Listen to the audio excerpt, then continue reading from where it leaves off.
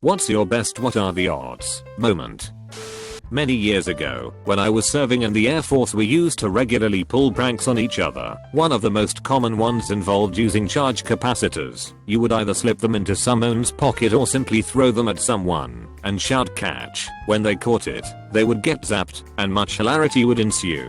I finished my shift in the bay and left to go and see my then girlfriend in Nottingham. I used to catch the train as it was easier than driving and trying to find a parking spot. As usual, the train was crowded and I was standing alongside a group of other commuters when the guy beside me suddenly screamed and collapsed. Unbeknown to me, one of my colleagues had slipped a charge capacitor into my coat pocket in the changing room at work and unwittingly foiled a would-be pickpocket who got the shock of his life when he tried to lift my wallet.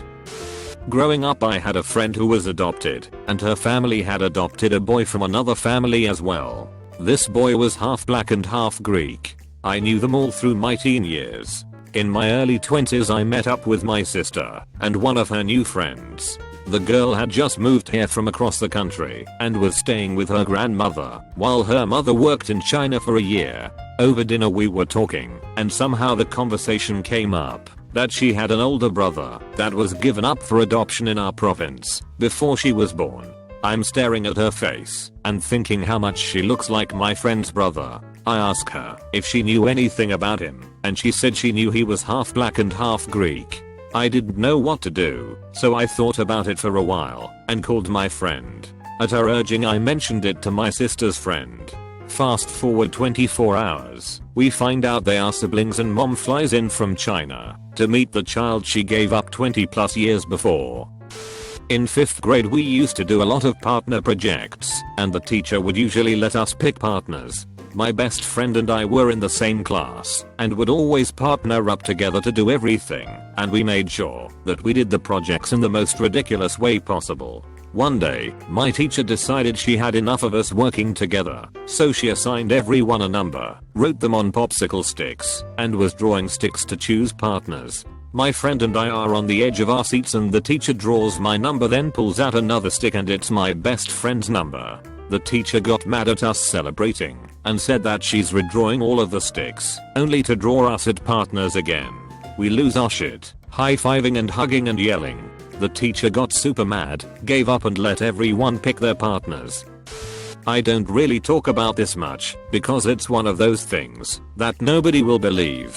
My brother got kidnapped in Mexico in 05 while I was on vacation with him. He's fine. That's a longer story. While he was being taken away and I was hysterical, arguing with the kidnappers in a language that I could barely speak, a seal jumped up out of the water next to the dock, about 3 feet from us, with a huge bloody fish in its jaws, and a pelican swooped down and fought him for it. It was crazy and awe-inspiring.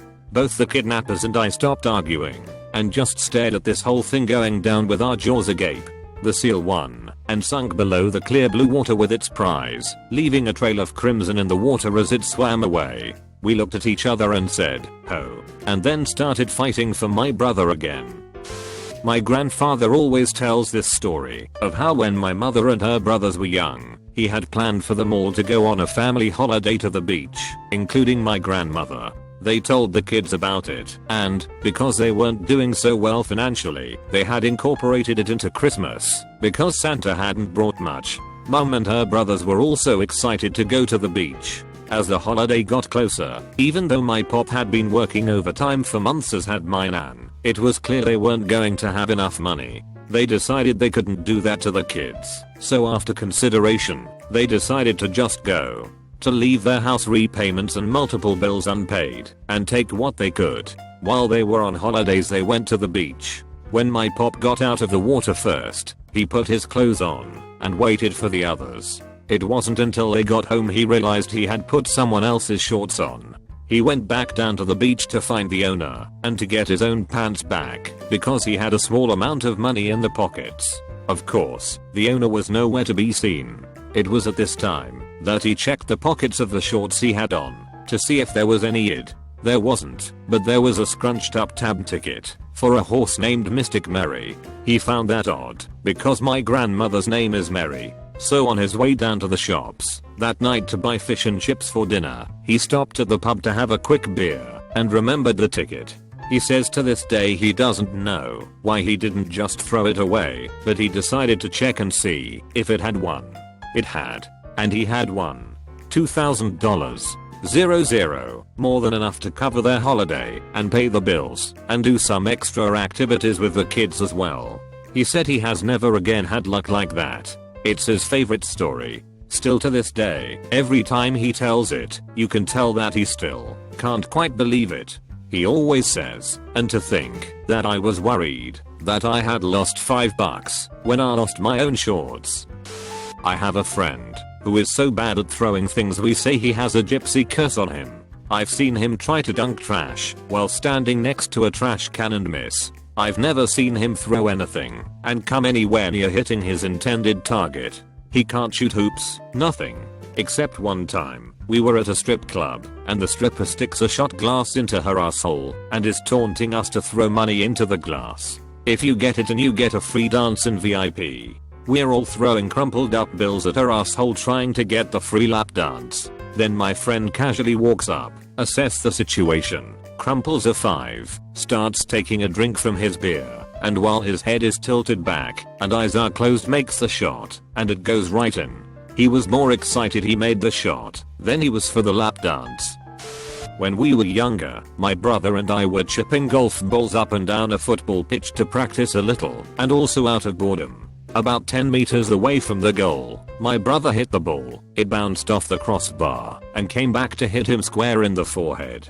I was about 12 to 13 at the time, and even then I knew the chance of hitting a spherical object off quite a small cylindrical object and bouncing back at that exact angle to hit him in the head was very low. Once it happened I fell over laughing, then looked up to see his face and hands covered in blood. We found the golf ball later with a lump of his forehead on it.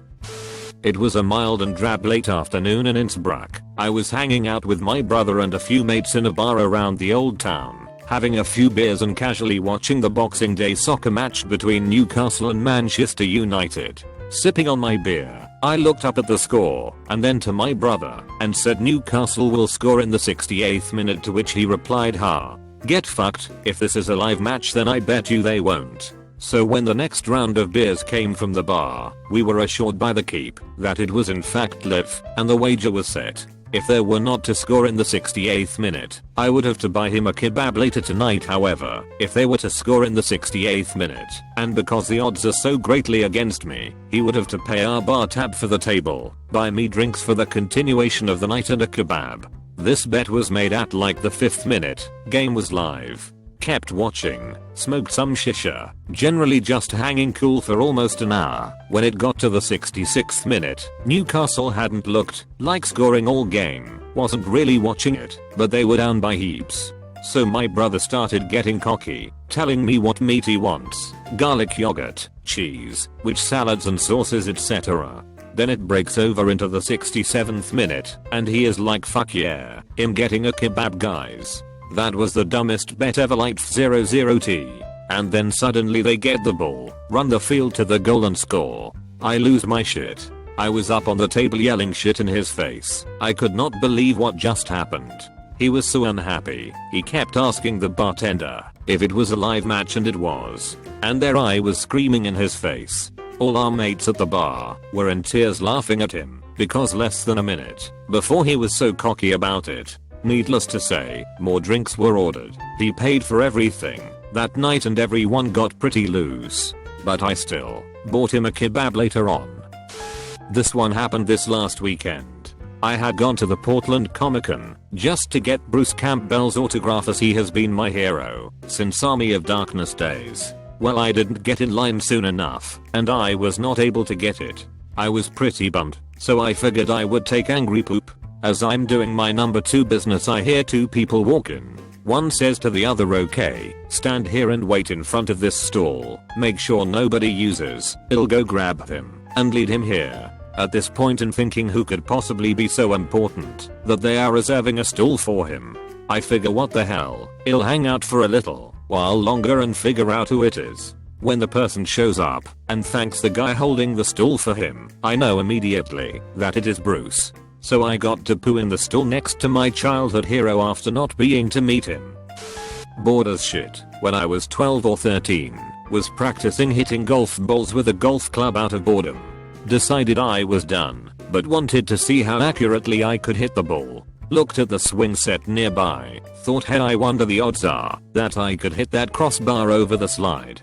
Swung the club. Never have I had such clean contact. Watched the ball rocket forward, hit the bar dead on, then saw it coming back.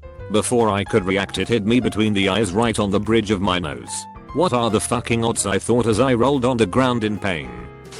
I was playing the Wheel of Fortune on a casino riverboat. As the last bet of the night, I placed my last $5 chip out of $100 I started with on the 20-to-1 shot, figuring it would keep me from having to stand in line to get $5 while all my friends were waiting on me. Spin. The wheel gets stuck between my number and the number next to it.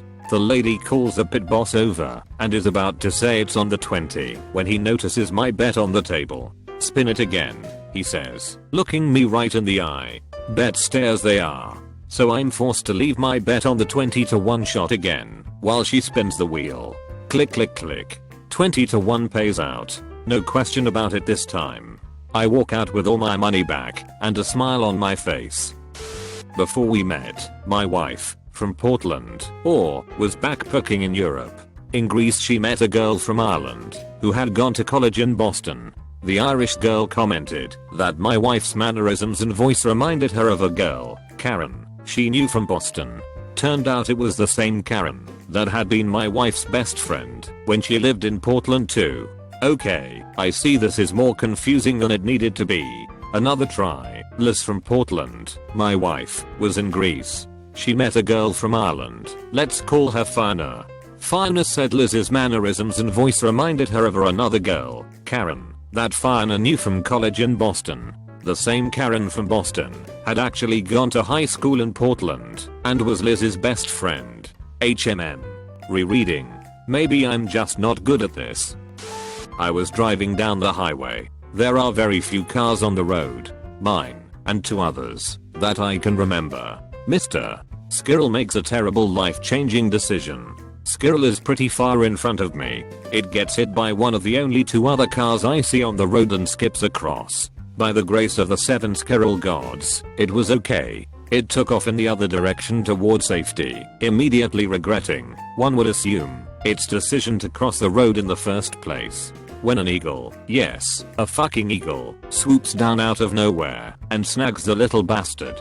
The eagle grabbed Mr. Squirrel and did a low altitude flyover of the highway with it just to bust its balls. It skimmed the ground right in front of me and I was inches from running it over. When the second car present with me on the highway immediately to my left, which was a Hyundai Tibia and not sure why I remember that, takes them both out. Mercifully I saw neither move again in my mirror after kissing the grill at 75 miles per hour. That's 120 kilometers per hour for you peens and nucks. The whole thing probably took 3 seconds, but it was 3 seconds of awesome. I was living in San Antonio a few years back for school and a friend of mine that I met in College Station had moved to New Braunfels to be a mortician.